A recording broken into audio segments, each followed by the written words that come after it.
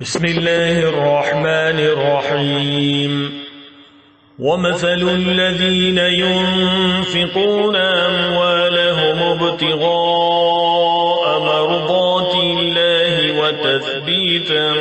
من أنفسهم كمثل جنة بربوة أصابها وابل فآتت أكلها ضعفين فإن لم يصبها وابل فطل والله بما تعملون بصير۔ اور جو لوگ اپنے مال اللہ کی خوشنودی طلب کرنے کے لیے اور اپنے آپ میں پختگی پیدا کرنے کے لیے خرچ کرتے ہیں، ان کی مثال ایسی ہے جیسے ایک باغ کسی ٹیلے پر واقع ہو، اس پر زور کی بارش برسے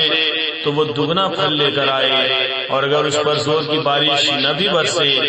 تو ہلکی پھوار بھی اس کے لیے کافی ہے۔ اور تم جو عمل بھی کرتے ہو اللہ اسے خوب اچھی طرح دیکھتا ہے۔